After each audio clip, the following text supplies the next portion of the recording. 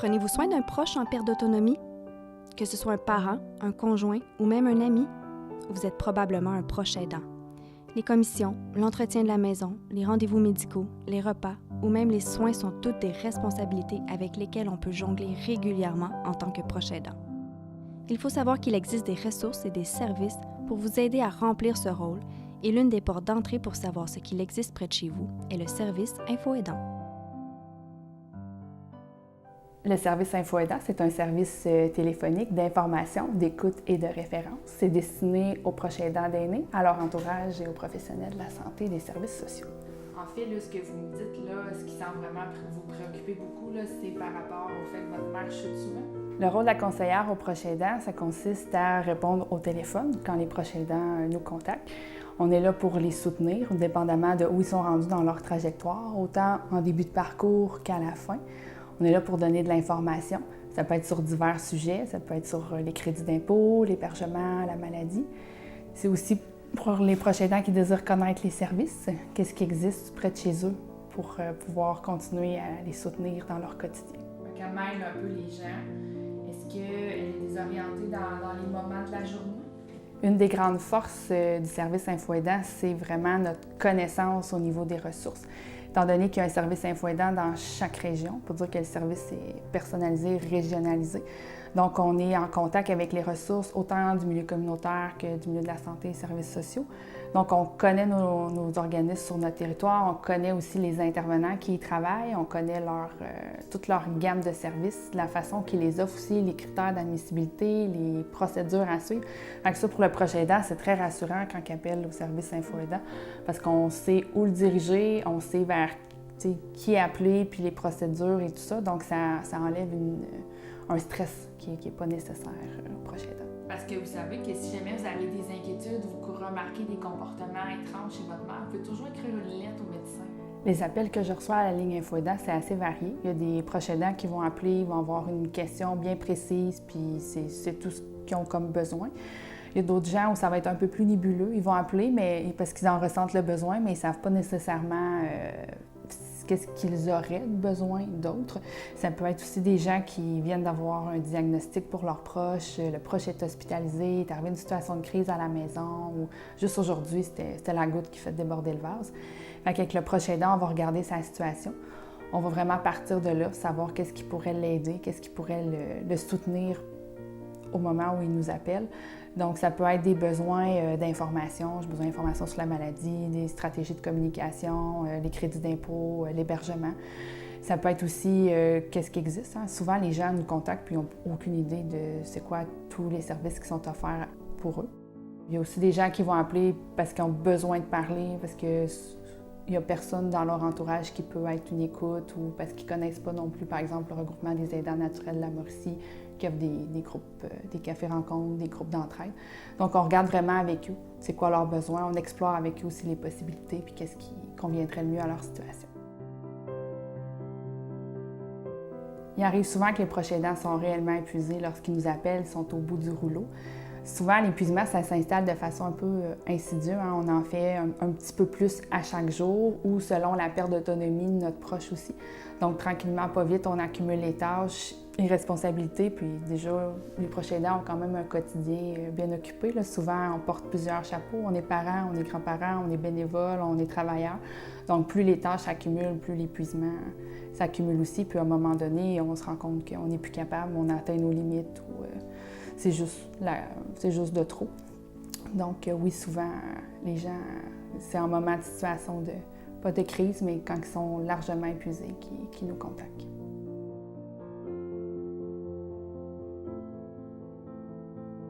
J'ai l'impression quand même de faire une petite différence dans la vie des proches aidants. Ils sont tellement pris dans leur quotidien que quand ils prennent le temps de nous appeler, puis que nous, on prend le temps de les écouter puis de discuter avec eux, les quelques informations que je glisse à travers la conversation, il y en a pour qui ça va vraiment faire une différence, qui vont faire appel au service.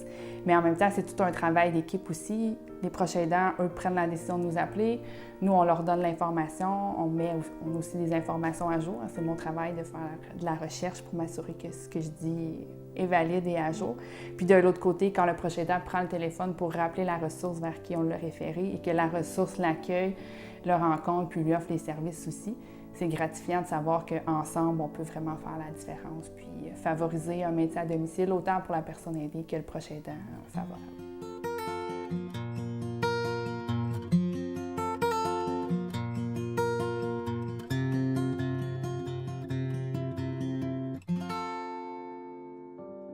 Le service InfoAidant est soutenu par l'Appui pour les proches aidants d'aînés. Chaque région possède son appui pour mieux répondre aux besoins des proches aidants. Mais que fait spécifiquement l'Appui Mauricie? Notre animateur Marc-André Pelletier a rencontré la directrice générale de l'organisme pour nous en parler. On est avec Florence Pauquet, directrice générale de l'Appui Mauricie. Bonjour Florence. Bonjour. Parlez-nous de l'Appui Mauricie. L'Appui Mauricie existe depuis 2013. On est 17 appuis partout au Québec qui œuvront pour les proches aidants d'aînés. Donc, on a un peu deux mandats. Le premier, on est un bailleur de fonds. On octroie des subventions à des organismes à but non lucratif qui veulent développer des services pour les proches aidants. Ça peut être des services d'information, on pense à des conférences, des tournées de sensibilisation, des capsules, radio, TV, vidéo, web, etc. Ça peut être des services de formation, pardon. Donc, des formations pour mieux outiller l'aidant, l'accompagner. Ça peut être des formations pour l'apprendre à faire des déplacements sécuritaires avec son aidé ou alors des formations spécifiques sur une maladie. Il y a également du soutien psychosocial, comme des cafés-rencontres ou du soutien psychosocial individuel. Donc, une personne va à domicile chez l'aidant, l'accompagner, le soutenir émotionnellement. Et finalement, on a des services également, on finance des services de répit. Donc, une préposée vient à domicile chez l'aidant pour remplacer l'aidant afin qu'il puisse vaquer à ses occupations ou suivre une formation. Donc ça, c'est notre premier mandat de bailleur de fonds. On finance les organismes. L'autre mandat, c'est davantage de l'information, du référencement. Okay. Donc, on a un site Internet, une appui-lettre que le proche aidant reçoit à son domicile par courrier ou courriel, et surtout la ligne InfoAidant. Est-ce que je me trompe ou l'Appui Mauricie, c'est un peu le centre de convergence de la proche aidance? Oui, on s'est nommé Carrefour pour les aidants. Nous, notre spécialité, c'est vraiment de bien connaître les organismes du milieu. Donc, on va pouvoir référer le proche aidant vraiment de façon très pointue, très fine, en fonction de ses besoins, vers les services. À quel type de clientèle vous vous adressez?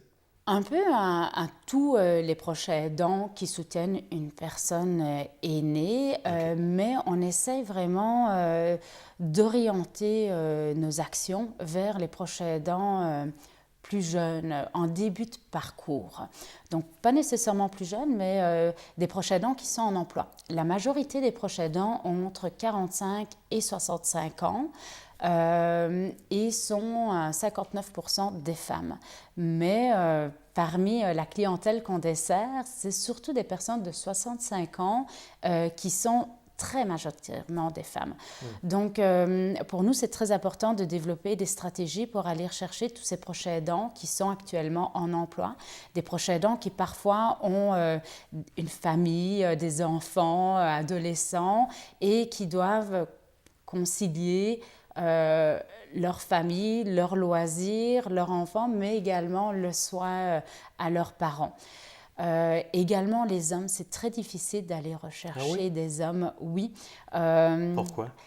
Les hommes sont souvent, n'ont pas l'habitude d'aller chercher des services. On leur a toujours dit t'es capable, fais-le tout seul, assume, le père pourvoyeur, la personne. Donc, c'est sûr que c'est d'assumer ce rôle de proche aidant envers leur conjointe. Ça inverse vraiment beaucoup de rôles, mais également, c'est toute une culture qui est un peu bousculée. Donc, l'objectif, c'est vraiment d'adapter les services actuels. Un homme ira peut-être moins dans un café-rencontre avec des femmes, un peu mettre sa vie à nu, mais sera peut-être plus à l'aise avec un coaching individuel à la maison. Donc, c'est de s'assurer de bien comprendre ce qu'ils ont besoin et d'adapter les services. Les personnes en emploi également, ils n'ont pas le temps de passer l'après-midi à participer à des activités. Donc, développer des conférences en ligne, développer des nouveaux services plus adaptés avec des médias adaptés à la réalité de ces proches aidants en emploi. Donc, pour nous, c'est pour le moment, de nos clientèles cibles spécifiques parce qu'ils sont moins rejoints, mais on rejoint quand même tous les proches aidants.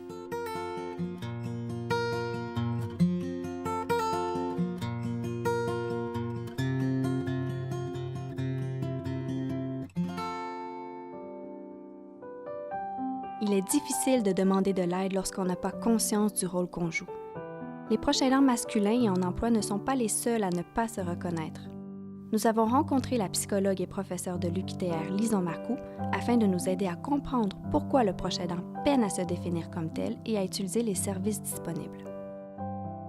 On constate qu'il y a beaucoup de services d'offerts pour les proches aidants, mais les organismes communautaires nous disent qu'il y a une sous-utilisation des services.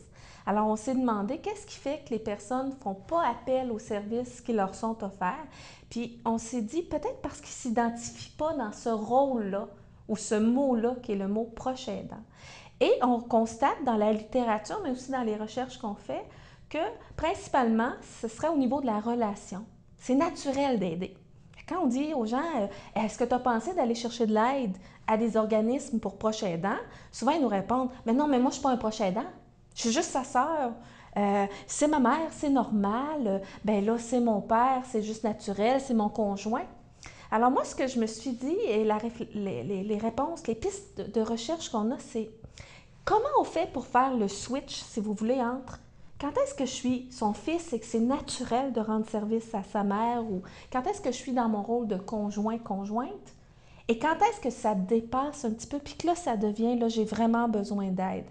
Et de s'identifier à ce rôle-là, cette transition psychologique-là, elle n'est pas facile à faire parce que c'est comme si on disait, ben oui, je suis sa fille, mais oui, je suis sa conjointe, mais je suis aussi proche aidante. Et là, psychologiquement parlant, on reflète à l'autre. Ça me fait plaisir de t'aider, mais c'est lourd, j'ai besoin. Alors, on cherche aussi à protéger l'autre, dans le sens qu'on ne veut pas lui faire sentir que c'est lourd au point qu'on a besoin d'appeler de l'aide. Donc, il y a cette première hypothèse-là. Il y a aussi les gens qui hésitent à demander parce qu'ils ont l'impression que ça leur enlève le peu qui leur reste. Je peux au moins être autonome dans ma façon de lui rendre service. Je peux au moins décider de la façon dont je gère notre temps.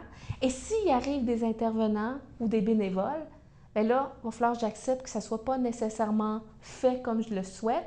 Et certains proches aidants vont nous dire « j'ai l'impression que ça m'enlève le peu de contrôle que j'ai sur ma vie ». Et on ne se le cachera pas, c'est malheureux, mais il y a aussi des proches aidants qui ont eu des mauvaises expériences. Donc, qui ont dit « bon, ben j'ai vraiment besoin », qui ont fait appel, et soit qu'ils se sont fait dire « ben voyons donc, t'es fatigué, ça va passer », par la famille ou par des proches, ou encore « ah oui, pourquoi tu es allé au regroupement des aidants naturels, tu ne trouves pas que tu fais assez de bénévolat de même avec ton mari », que les proches ne réalisent même pas que c'est pour avoir de l'aide. Donc, il y a beaucoup ça se passe beaucoup dans l'intimité, de sorte que de l'extérieur, parfois, il y a des proches qui vont dire « tu te plains pour rien, il n'est pas si pire, elle n'est pas si pire ». Alors, il y a cet aspect-là. Et il y a aussi, dans certains cas, quand les gens se sont tournés vers les intervenants, ça a été long, où ils ont été insatisfaits. Et on ne se le cachera pas, quand on est proche aidant, on a souvent une propension à aider. Fait que souvent, ça va faire, ben, je vais m'organiser, ça va être moins de troubles que de faire appel à des services. Dernier point, c'est que c'est souvent on aide puis ça se fait à petite dose. Quand on commence à aider, parfois ça peut être, bon, je vais aller faire une petite commission.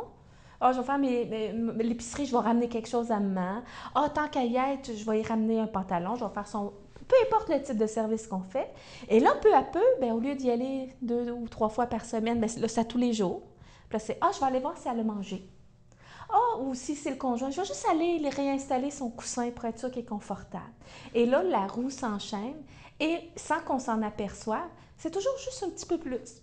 Juste un petit peu plus. Puis là, on se dit, je suis encore capable, c'est pas si pire que ça. C'est juste un téléphone chez le médecin, c'est juste de prendre congé pour un rendez-vous, je vais être capable. Et ça fait en sorte que les gens ne s'aperçoivent pas que ça peut devenir épuisant et s'en rendent compte, puis il est déjà tard. Alors, c'est les hypothèses qu'on a.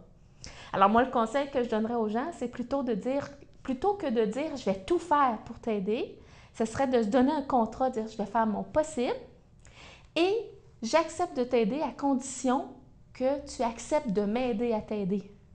Alors, comment ensemble, on peut garder notre relation le plus possible, que je ne devienne pas juste ta proche aidante ou ton proche aidant, on reste dans notre relation, mais lorsque je vais avoir besoin, ça va être pour notre bien et non parce que c'est devenu trop difficile. Alors, c'est une façon plus positive d'aller chercher de l'aide. Nous avons rencontré une proche aidante qui a su s'aider en s'appuyant sur les ressources dont elle avait besoin pour bien vivre avec les responsabilités qu'accompagne son nouveau rôle. Je suis Laurette Gervais, je demeure à Saint-Tite et je suis proche aidante de mon mari qui a la maladie d'Alzheimer. Quand on apprend qu'il a la maladie d'Alzheimer, tu te dis « mais c'est pas vrai, ça se peut pas. Ça se peut pas, il doit y avoir une erreur. » Donc, c'est pour ça qu'on va chercher beaucoup de renseignements chez le médecin, chez le neurologue, tout.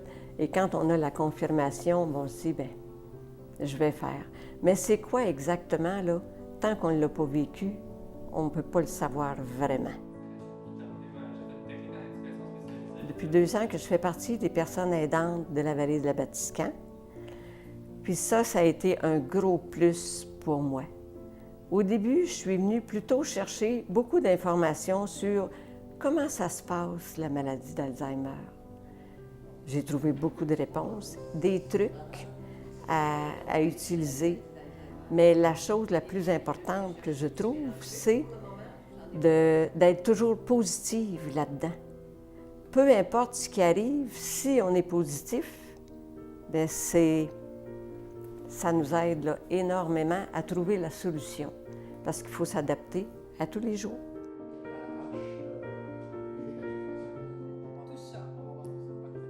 Chez les personnes aidantes de la vallée de la Batiscan, j'ai au début assisté aux réunions, mais je ne m'impliquais pas dans rien ou je ne parlais pas beaucoup. Je gardais plutôt silence. Puis quand, à un moment donné, il y a eu des conférences sur des sujets qui touchent la maladie d'Alzheimer, bien, j'y allais. Puis s'il y avait un livre, qu'on pouvait avoir le titre avant, bien, je me l'achetais. Je lisais le livre, puis ensuite, je pouvais aller, j'allais à la conférence.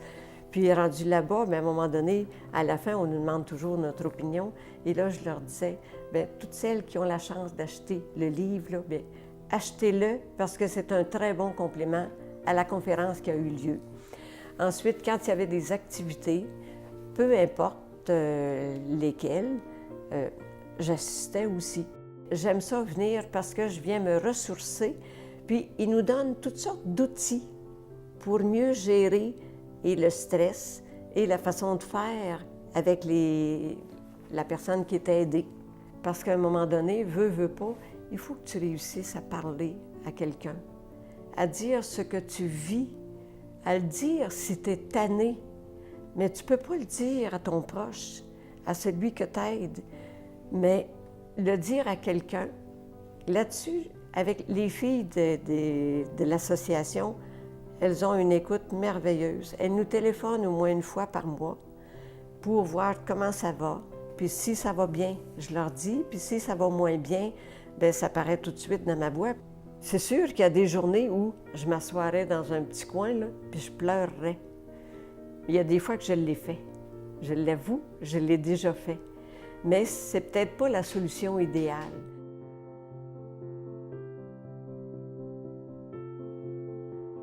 Présentement, j'utilise le répit. Et c'est comme si j'allais m'énergiser. Quand je reviens à la maison, là, je suis comme en forme, je suis... Tu sais, comme pour employer une expression, je pète le feu. Tu sais, là, j'ai envie de revoir Gaston, de faire des choses dans la maison. Ça va super bien. Ça, c'est un gros plus. Puis même, je dirais à tout le monde, utilisez-le, le répit. Commencez doucement par 3 heures. Après ça, vous ajouterez. Là, maintenant, je fais du 10 à 4 que j'utilise le répit, puis ça va très bien. Je prépare le dîner. Donc, la dame qui vient, elle a juste à aller mettre de la soupe dans un plat, faire chauffer, tout simplement. Puis, même avec mon mari, ça va bien. Elle lui demande, ils vont sortir dehors. Puis moi, pendant ce temps-là, bien, je vais visiter mes sœurs, je vais chez des amis, je vais magasiner. Je fais comme le vide. Puis ça, c'est une chose, là, il ne faut pas avoir peur de l'utiliser. Madame Gervais nous parlait de l'Association des personnes aidantes de la vallée de la Batiscan. Notre animateur Marc-André Pelletier a rencontré la directrice de cet organisme pour nous présenter plus en détail l'offre de services qu'elle propose aux proches aidants. On reçoit Josée Gélina, qui est directrice de l'Association des personnes aidantes de la vallée de la Batiscan. Bonjour, Josée. Bonjour. Parlez-nous de votre organisme. L'Association des personnes aidantes de la vallée de la Batiscan a été fondée en 2003 par des proches aidants de Mekinac. Maintenant, on dessert le territoire de Mekinac et de Deschenaux. La mission de notre organisme, c'est de regrouper les proches aidants dans le but de prévenir l'épuisement et l'isolement social chez les personnes. On offre des services de formation, d'information, de soutien et de répit à tous les proches aidants du territoire. Parce que ces deux éléments quand même qui sont importants, souvent l'isolement, ça revient souvent dans les préoccupations aussi là, quand on veut aider. Là.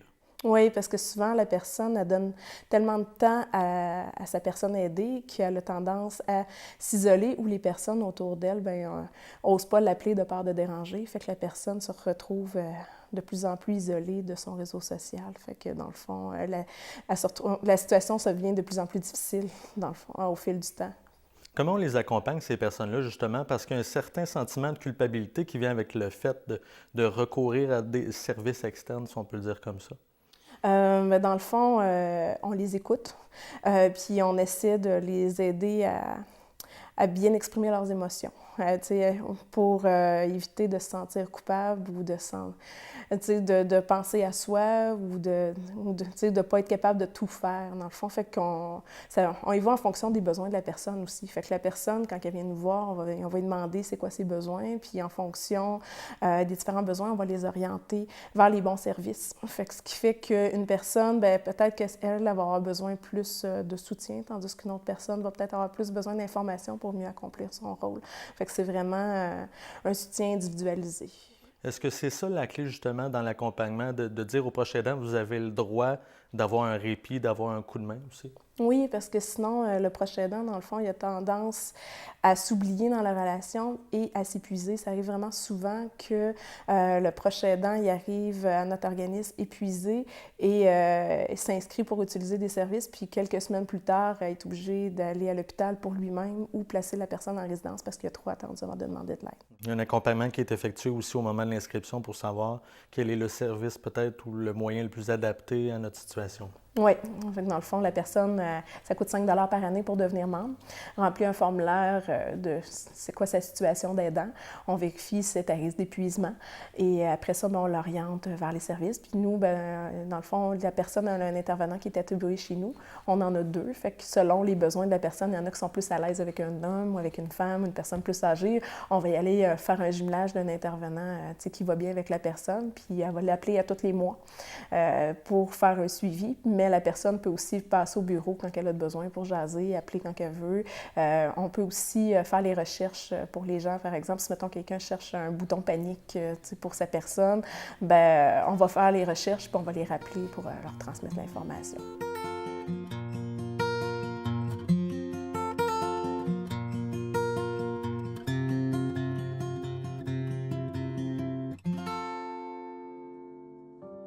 L'Association des personnes aidantes de la vallée de la Batiscan n'est pas la seule à accompagner les proches aidants. Il existe des organismes spécialisés dans chacune des MRC de la Mauricie. Le CIUS est également une ressource importante, mais il peut parfois être difficile de savoir comment s'y prendre. Une intervenante nous explique comment.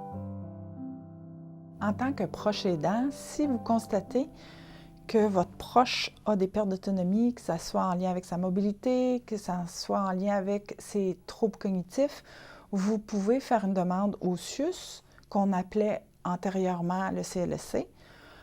Il y a un guichet unique où vous pouvez téléphoner ou encore vous pouvez aller sur le site Internet. Vous avez l'ensemble des informations pour faire une demande. La personne, le proche aidant qui va faire la demande, c'est souvent le proche aidant qui constate et qui en fait la demande.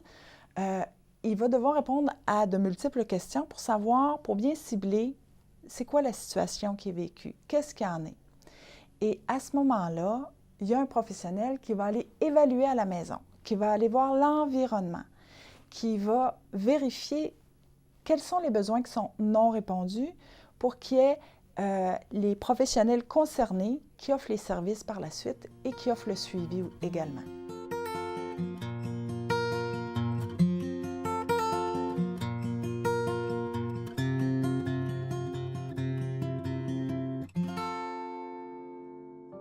L'ancienne première dame Rosalind Carter a dit « Il n'existe que 4 types de personnes dans le monde.